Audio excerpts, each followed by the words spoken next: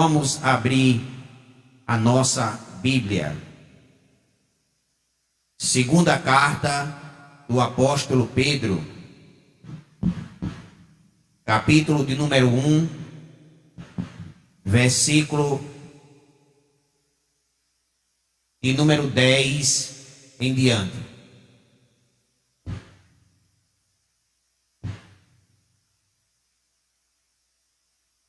Capítulo 1, versículo de número 10. Vamos ver se a hora ela permite nós irmos até o versículo de número 21. Quem já encontrou, diga amém. Assim nos diz a palavra do Senhor. Portanto, irmãos, procurai fazer cada vez mais firme a vossa vocação e eleição, porque fazendo isto, nunca jamais tropeçareis, porque assim vos será amplamente concedida a entrada no reino eterno de nosso Senhor e Salvador Jesus Cristo. Pelo que não deixarei de exortar-vos sempre acerca destas coisas, ainda que bem as saibais e estejais confirmado na presente verdade. Tenho por justo, enquanto estiver neste tabernáculo, despertar-vos com admoestações, sabendo que brevemente hei de deixar este meu tabernáculo, como também nosso Senhor Jesus Cristo já me tem revelado. Mas também eu procurarei em toda ocasião que depois da minha morte não tenhais lembrança dessas coisas, porque não vos fizemos saber a virtude e a vinda de nosso Senhor Jesus Cristo, segundo fábulas artificiais compostas, mas nós mesmos vimos a sua majestade, porque ele recebeu de Deus Pai honra e glória, quando na magnífica glória que lhe foi dirigida a seguinte voz: este é o meu filho amado, em quem me tenho comprazido. E ouvindo esta voz dirigida do céu, estando nós com ele no Monte Santo, e temos muito firme a palavra dos profetas, a qual bem fazeis em estar atentos, como a uma luz que alumia no lugar escuro, até que o dia esclareça, e a estrela da alva apareça em vossos corações, em vosso coração. Sabendo primeiramente isto, que nenhum profeta, que nenhuma profecia da Escritura é de particular interpretação, porque a profecia nunca foi produzida por vontade de homem algum, mas os homens santos de Deus falaram inspirados pelo Espírito Santo. Pode sentar. Mais uma recordação para que os irmãos possam entender bem esse texto. A gente nunca pode esquecer de dois pontos principais. Primeiro, Pedro escreveu essa sua segunda carta para fortalecer os crentes que estavam sendo oprimidos por falsos mestres que ensinavam que a vinda de Jesus era um engano, que esta ideia e este ensinamento de que Jesus vai voltar não passava de fábula, de engano, de convencimento psicológico, de lavagem cerebral dos apóstolos com relação aos membros da igreja. E com isso, esses mesmos falsos mestres ensinavam ao povo, de uma forma direta, que como Jesus não ia mais voltar, que isso não era uma verdade, então não precisava as pessoas se santificar, se poupar da liberdade de participar das festas pagãs, de ter a liberdade de poder se autodenominar adoradores do império. Porque os crentes naquela época, eles sofriam perseguições porque eles não se dobravam diante da idolatria pagã. Tanto do imperador, que se autodenominava um deus e exigia adoração como uma divindade, como das próprias imagens de escultura dos deuses do panteão grego-romano que existia naquela época, uma coleção de deuses. Então a igreja, ela se opunha a esse tipo de adoração. Os crentes não se dobravam de jeito nenhum. Respeitava a autoridade, respeitava a autoridade do imperador, mas não o adorava como Deus, como era cobrado. Algumas cidades até tinham templos com os nomes dos imperadores, aonde as pessoas iam cultuar e prestar adoração como uma divindade. E ai daquele que não se dobrasse diante dessa idolatria, iria sofrer retaliações por parte do governo e ia sofrer por parte da família, porque a família entregava um ao outro para não ser denominado acobertador do mal. Então denunciava, o pai denunciava o filho denunciava a mulher denunciava o marido. Era assim, era cada um por si. Quando se tratava de sacrifício, de pagar preço, de sofrer, de ser preso, de ser privado dos seus direitos de cidadão, então as pessoas faziam qualquer negócio. Mas a igreja, ela se mantinha firme. Por isso que Pedro chama ela de peregrina e forasteira. Ela vivia numa terra que não era dela, e vivia num ambiente religioso oprimido, porque para ser crente naquela época tinha que renunciar à própria vida. Você sabia, irmão? Para ser crente naquela época, o crente tinha que renunciar à própria vida. Não é como hoje não. Hoje ninguém quer renunciar a nada.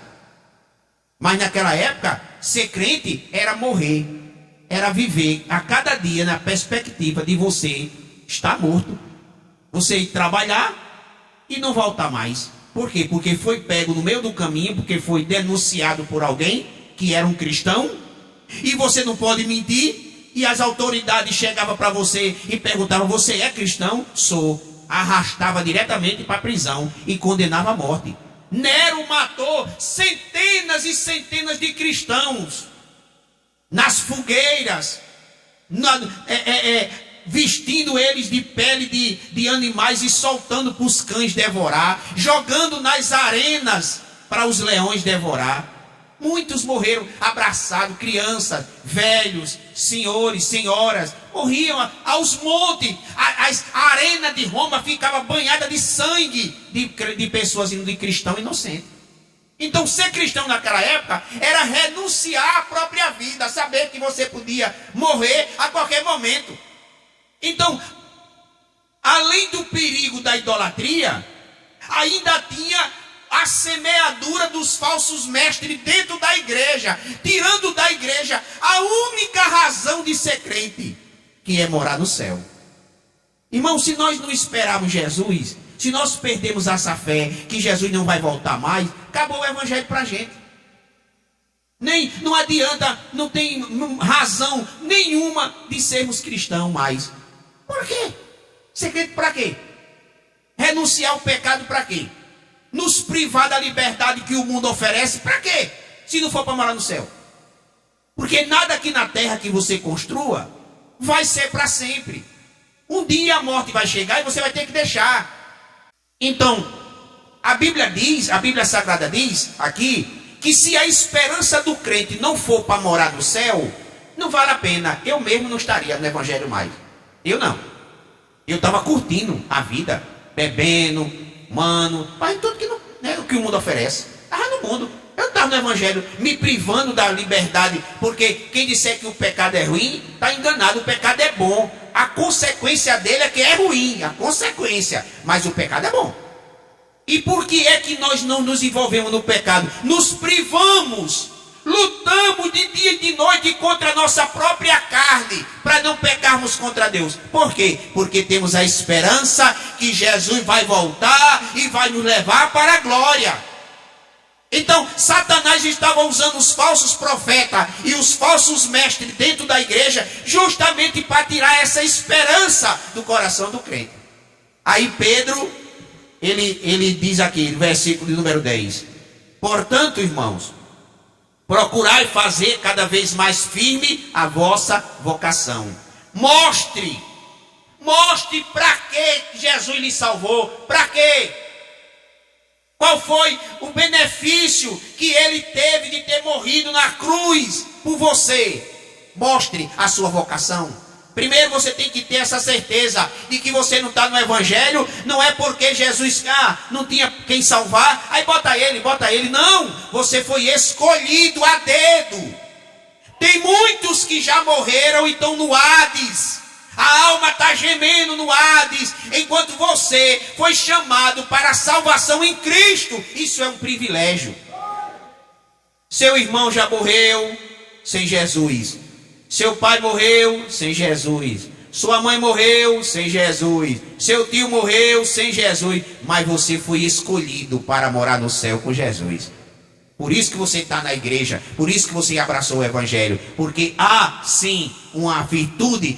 Pedro disse assim: amados, faça justa a sua vocação e a sua eleição. E o que é que ele quer dizer? Você nem foi eleito, nem vocacionado aleatoriamente. Você foi escolhido desde o ventre da sua mãe. Você não tinha nada ainda no ventre da sua mãe, mas Deus já viu você ali formando. Aí olhou e disse assim: essa daqui é minha serva, esse daqui é o meu servo. Os anos se passaram, você foi para o mundo, fez tanta coisa no mundo, mas hoje você encontrou Jesus Cristo, que é o caminho, a verdade e a vida. Então é isso que Pedro está querendo dizer, que a pessoa entra no evangelho não é por acaso.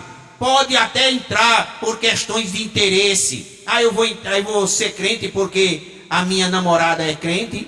Aí eu não sou crente, e se eu não for crente, ela não vai me querer, então eu vou entrar na igreja.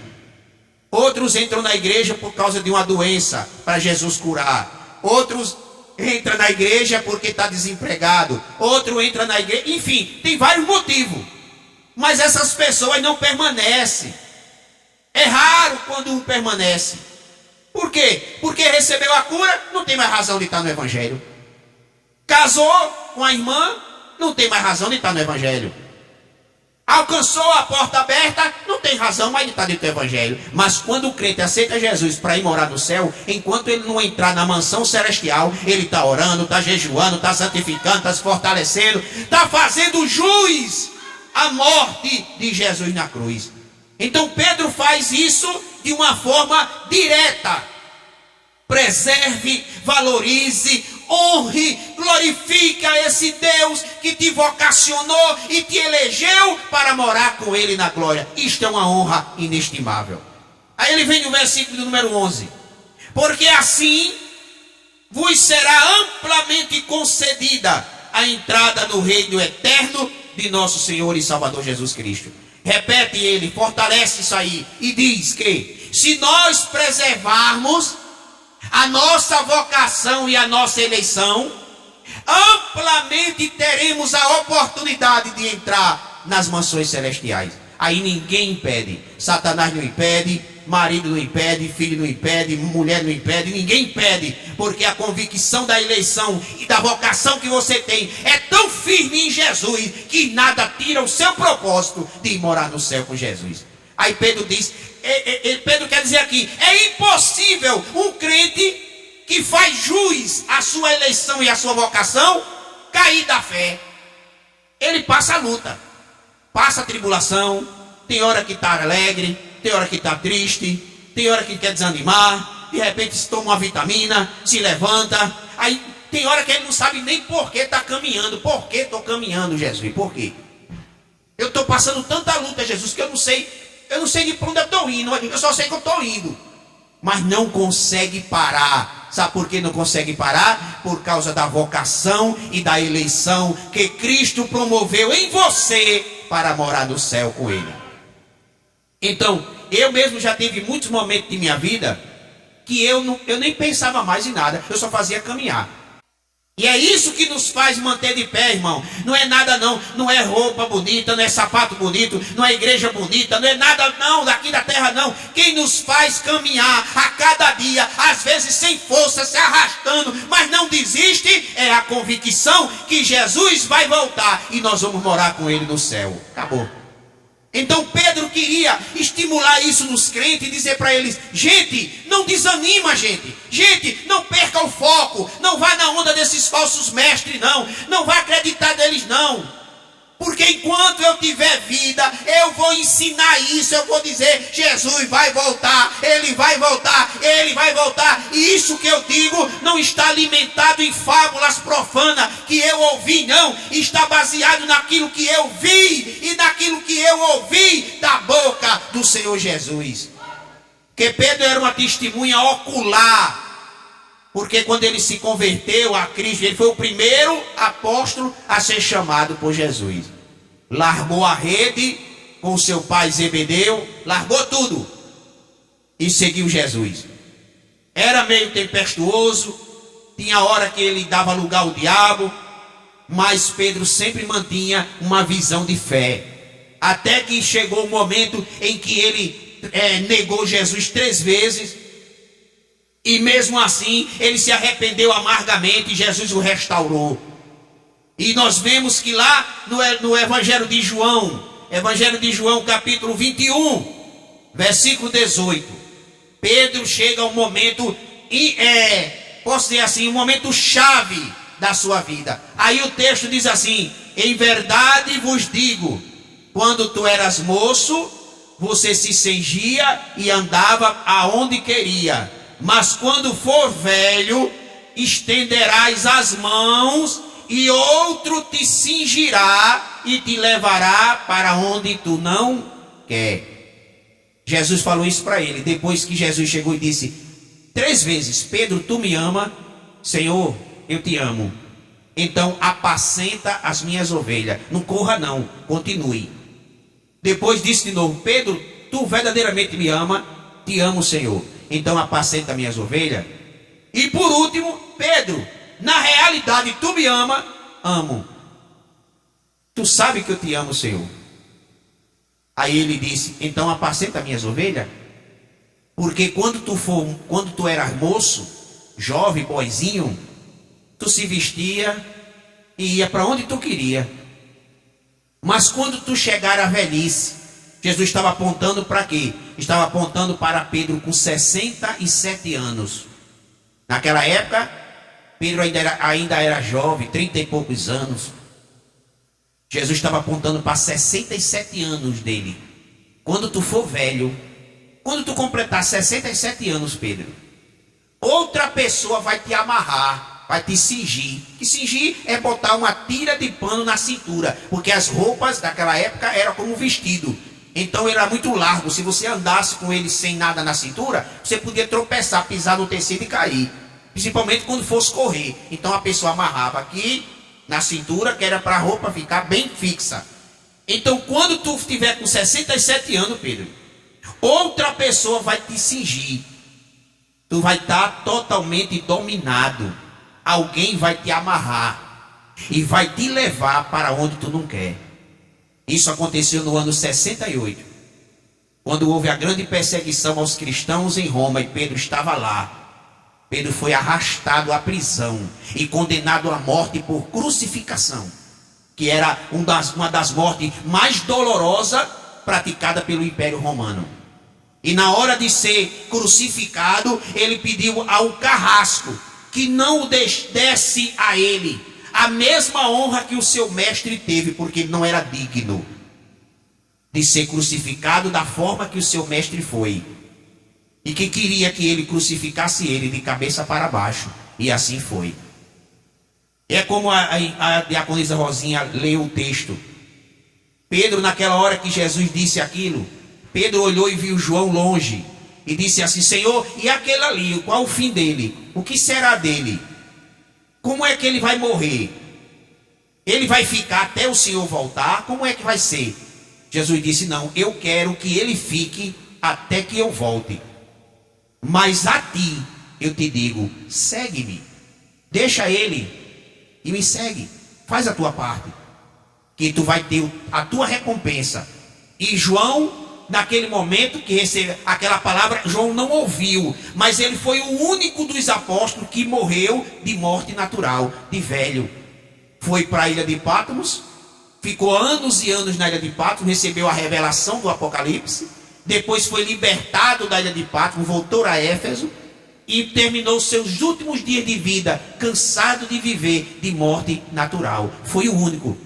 Mas por que Jesus disse que eu quero que ele fique até que eu volte? Porque João foi o único dos apóstolos que viu Jesus glorificado. Do jeito que Jesus vai voltar, ele foi o único que viu. Ele disse: eu estava na ilha de Patmos, e quando eu me virei, eu vi um ser, o seu rosto brilhava como o sol, seus pés eram como latão polido, suas vestes eram brancas como a lã, e a sua voz era a voz de muitas águas, quando ele falava. Então, aquilo que Jesus prometeu a Pedro que faria com João, ele fez. Mas disseram alguns que ouviram aquela frase que Jesus falou, alguns disseram assim: será que João vai viver eternamente? João vai ficar para o arrebatamento da igreja? Mas Jesus não disse isso. Jesus disse: eu vou voltar, mas a volta dele seria uma forma de revelação para João, porque ele seria o último e seria aquele que iria deixar as revelações das últimas coisas para a igreja, e até hoje nós temos ela no livro do Apocalipse. Então Pedro, sabendo que os seus dias já estavam chegando e que ele precisava de uma forma direta ou indireta sufocar essa falsa doutrina dos falsos mestres, ele enaltece a igreja, uma grande virtude que ele praticou durante toda a sua vida. Porque Pedro pregou o evangelho em diversos lugares. Pedro falou de Jesus em diversos lugares, porque o ministério de Pedro era um ministério condicionado aos judeus.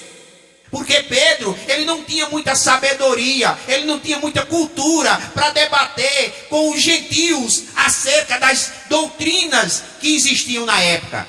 Então, pelo pouco conhecimento que Pedro tinha, era só dentro do judaísmo. Então Pedro pregava Jesus para os judeus. E para que os gentios não se perdessem, Jesus levantou Paulo. Porque Paulo era poliglota, Paulo era altamente conhecedor, Paulo debatia com qualquer corrente doutrinária, qualquer corrente teológica, qualquer filosofia da época, porque tanto os gregos como os romanos, eles eram altamente entendidos em todo tipo de cultura, principalmente os gregos. E não era qualquer um que debatia com os gregos, mas Deus levantou Paulo para justamente ganhar os gregos, ganhar os romanos, ganhar os paraibanos, que somos nós, ganhar os franceses, ingleses e assim por diante. Porque se não fosse através do evangelho pregado por Paulo, nem aqui nós estaríamos. Porque nenhum dos apóstolos tinha capacidade de pregar os gentios. Por isso que Paulo é chamado de o apóstolo dos gentios. Mas o ministério de Pedro, que era o ministério aos judeus, que era justamente mostrar aos judeus que Cristo era o cumprimento de todo o sacrifício judaico, ele trazia sobre si a responsabilidade de ensinar a verdade de Cristo Jesus, não baseado no conhecimento de fábula.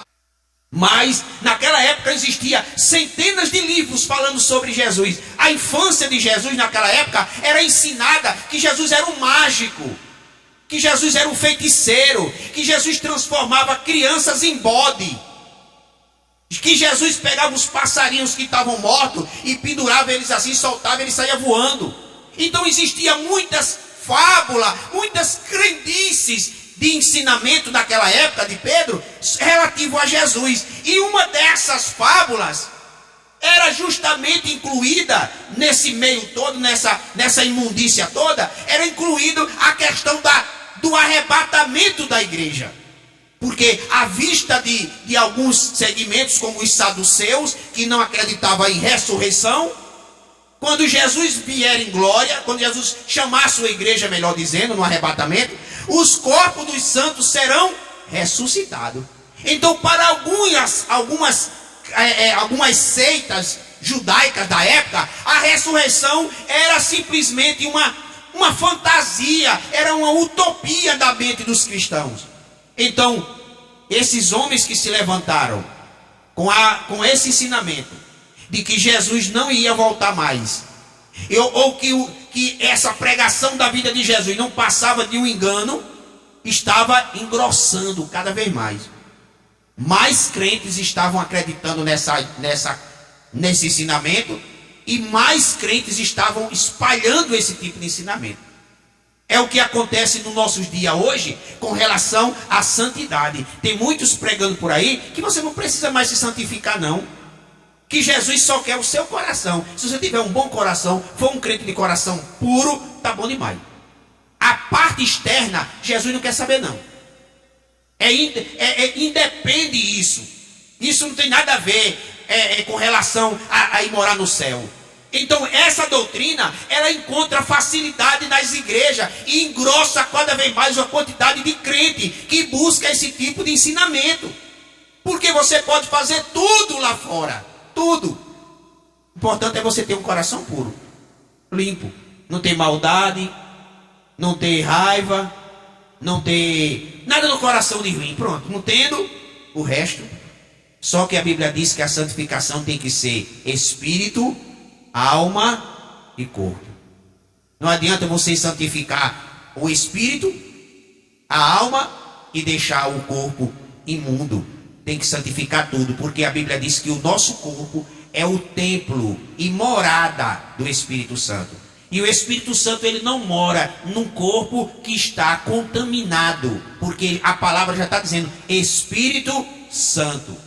Então Pedro, no cuidado com a igreja, ele deixa um recado aqui, no versículo de número 13, ele diz aqui: e tendo por justo, por correto, enquanto eu estiver neste tabernáculo, ele está batendo aqui no peito dizendo, enquanto eu estiver aqui, ó, nessa casca, aí ele diz, como também,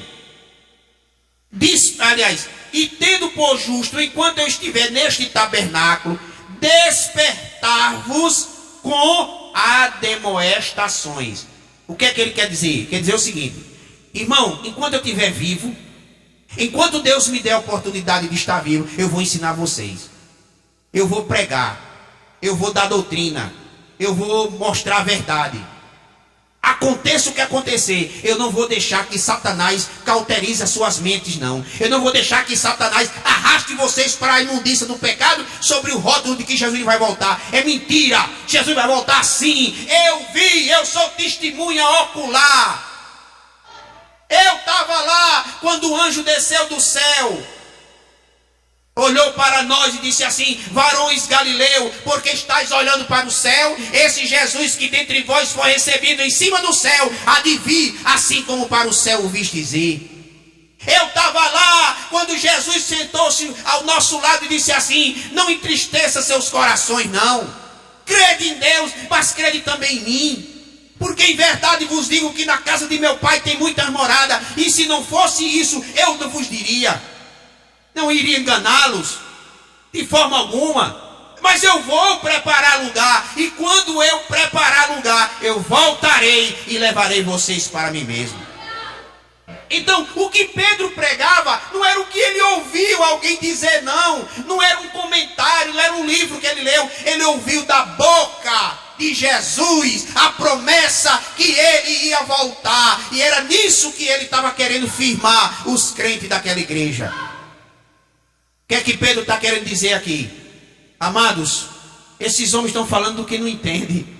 Nenhum deles viram Jesus, nenhum deles andaram com Jesus, nenhum deles sofreu o que eu sofri ao lado de Jesus, não. Nenhum deles passou pelo processo da água, quando eu pisei na água e quase morri afogado e ele me salvou. Nenhum desses aqui subiu no monte da transfiguração e viu quando o próprio Jesus se transfigurou-se no corpo de glória, e ao lado dele vieram Elias e Moisés, um representando a lei e outro representando os profetas. Um representando os que vão subir através da ressurreição, e o outro representando aqueles que serão arrebatados vivos. Eu estava lá Eu estava lá e ouvi a voz do céu quando gritou: este é meu filho amado, em que eu honro e preparo para estar comigo sentado à minha direita. Uma coisa é você ouvir alguém dizer, uma outra coisa é você ouvir da boca da própria pessoa. Não tem alteração não. Ouvir dizer é diferente. Alguém pode me contar algo aqui e eu passar para a irmã Bia de um jeito, a irmã Bia já passa para a irmã dela de outro jeito, já vai modificando. Daqui a pouco a conversa está tão diferente lá no final que ninguém sabe nem a verdade. Mas aquilo que eu falei para a irmã Bia é a verdade pura. Ela ouviu a verdade pura. A mesma coisa foi Pedro. Pedro disse: gente, não vá na onda desses caras não. Esses caras não sabem nem quem é Jesus. Não sabem nem... Ele não sabe de nada. Satanás está na mente deles tentando cauterizar vocês. Creia no que eu estou dizendo, creia no que eu estou ensinando, porque enquanto eu tiver vida, eu não vou deixar de dizer para vocês, de dia e de noite: se prepare, porque Jesus vai voltar. E essa terra será preparada para este momento. Lá na frente a gente vai ver isso aí. Ele descrevendo o que as revelações de Deus na vida de Pedro com relação àquilo que vai acontecer, viu? Você está por fora. Você está vendo o mundo quietinho assim, ó, né? Quietinho. Pandemia acabou. Não tem mais aquelas mortes de 100, 200, 300 pessoas. Ah, Jesus, graças a Deus. Está tudo calmo. Não se preocupe não. Pedro disse que o mundo está sendo guardado como um tesouro para ser queimado. Não vai ficar nada disso aqui não. Não vai ficar nada. Tudo será consumido pelo fogo. Apocalipse diz que haverá novo céu e nova terra, porque o primeiro céu e a primeira terra já passaram. Então, essa teologia que é ensinada aqui, a visão de muitos crentes materialistas não passa de um equívoco de Pedro. Pedro se equivocou, pastor. Pedro se empolgou. Muitas coisas que Pedro ouviu de Jesus, ele ficou meio balançado. Porque naquela época se falava 3 idiomas: grego, hebraico e aramaico. E ele ficou meio sem saber se Jesus estava falando em hebraico, se era aramaico. Muitos tentam, de uma forma, tirar dos nossos corações essa certeza. Repito, se o crente perder a convicção do arrebatamento, não tem razão para ser crente mais. Não tem razão. Então Pedro, por isso que Pedro estava dizendo assim: olha, irmão, a minha vida todinha, daqui por diante, desde que eu me converti até agora, vai ser ensinando isso, vai ser pregando isso. Jesus vai voltar, Jesus vai voltar, Jesus vai voltar, Jesus vai voltar, Jesus vai voltar. Se prepara, o arrebatamento está chegando. Porque eles tinham a esperança do arrebatamento ser naqueles dias, anos 68 da era cristã. Pedro morreu, foi sepultado, Jesus não voltou. Paulo dizia lá na carta aos Tessalonicenses: e nós que ficarmos vivos seremos arrebatados. Ele tinha certeza no coração, a esperança que Jesus ia voltar na sua época. Não voltou. De lá para cá, muitos heréticos estipularam várias datas para a vinda de Jesus, e todas elas falharam. Por que, pastor? Porque Jesus está demorando. Jesus disse para nós o seguinte: que o dia e a hora ninguém sabe, nem os anjos do céu. E ele não sabia, naquela época ele não sabia, porque ele estava na terra com o homem. Porque se ele soubesse, ele diria. E Deus não permitiu que ele soubesse. Apagou. Hoje ele sabe, hoje Jesus sabe. Está sentado à direita de Deus, ele sabe a hora e o momento que ele vai chamar a sua igreja.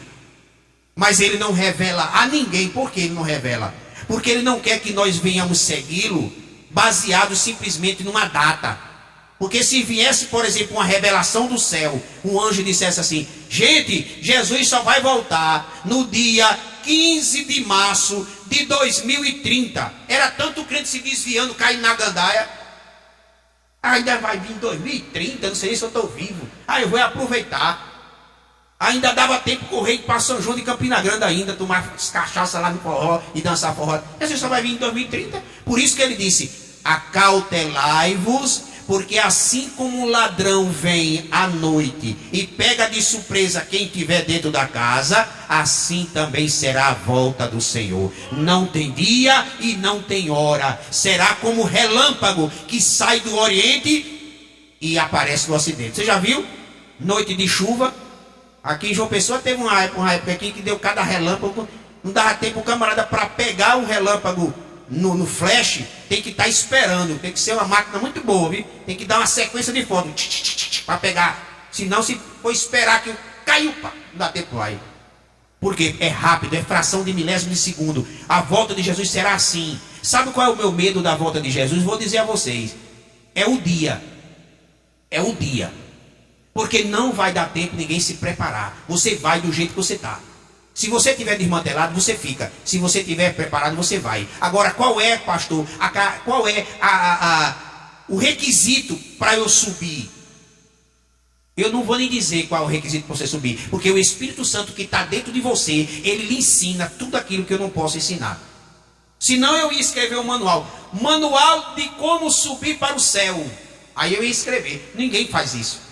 Sabe por quê? Porque o Espírito Santo que está no lugar de Jesus, que quando Jesus subiu ele disse, não vos deixarei só, mas o Espírito Santo Consolador, ele usou a palavra paráclito do grego, que denomina amplitude de ofícios daquele ser. E quando ele usa, eu enviarei o Consolador, ele estava falando de pessoa, ele não estava falando de um poder, ele não estava falando de um pombo, ele não estava falando de uma influência, ele não estava falando de um vento, ele estava falando de uma pessoa. Ele usa o verbo que denomina pessoa, o Consolador, o Pai enviará o Consolador para ficar convosco. Então o Espírito Santo está em cada crente. Todo crente aqui tem o Espírito Santo. Se você não quiser ouvir a voz dele, vai ouvir a minha.